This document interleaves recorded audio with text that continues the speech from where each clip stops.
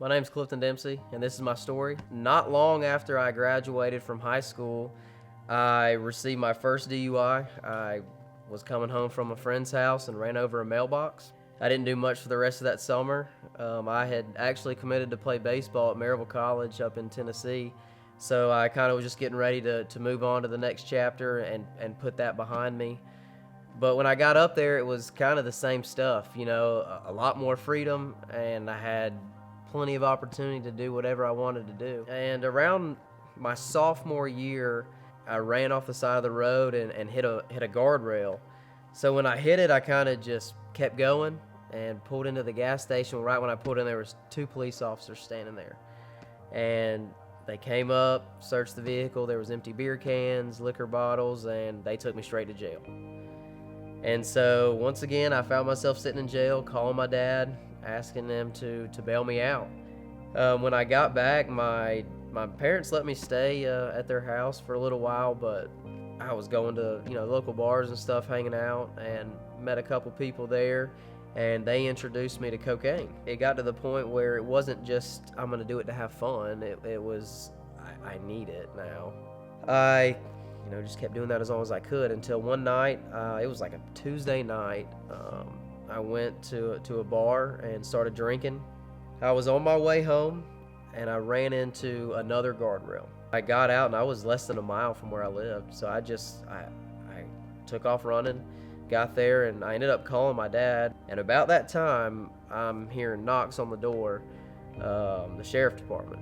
Man, the thoughts going through my head of just this is it, man. I'm done. This will be my 3rd DUI, and I mean, is it even worth being here? What am I doing? My dad ended up bailing me out the next night, so we pull out of the police department and we're going down the road, and I really takes the wrong turn. I was like, man, this isn't the way home. 4 hours later, we pull in to this facility, and I'm like, what are we doing? And he was like, well, this is a rehab center, and this is where people come to get help with alcohol and drugs, and me and your mother think that that's what you need right now. I went on 35 days thinking I was going to get out, and I talked to my counselor on probably the 34th, maybe the morning of the 35th, and he told me, he said, man, your parents are not ready for you to come home. They don't think you've had enough time here. They don't think that you're ready. And I spent the next 7 months in a halfway house. The first week I was in the halfway house, these guys came up to me and they looked at me and said, hey man, we're going to church tomorrow. You want to come?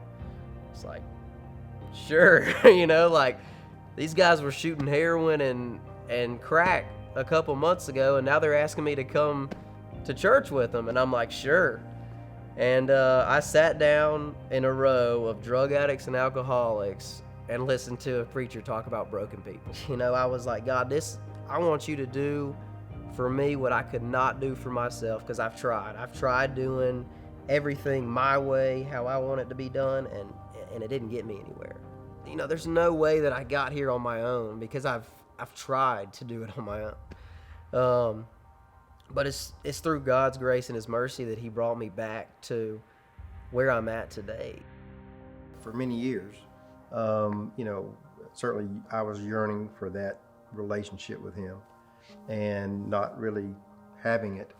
He was very distant to me as a son.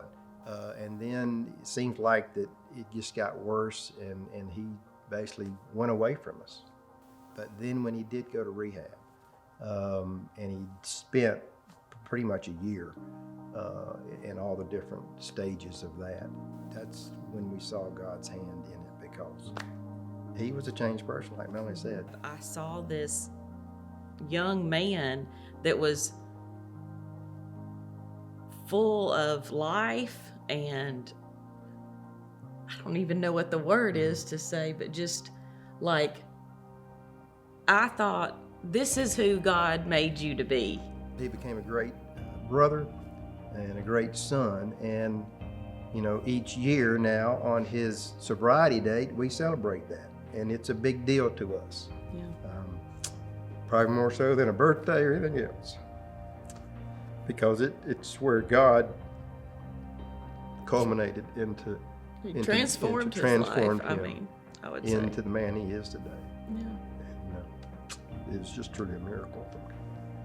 Even though, with Clifton, as many times as he did screw up, we always loved him, and we still do. And, that love wasn't going away. Yeah. And I think that's how it helped throughout this whole thing. It helped me realize, and Melanie, I know as well too, that, as many times as I screw up, that God's always going to love us. No matter what we do, he's going to love us and unconditionally. And it's just like how I love Clifton. It's unconditional. And that's just how we see it now is God loving us.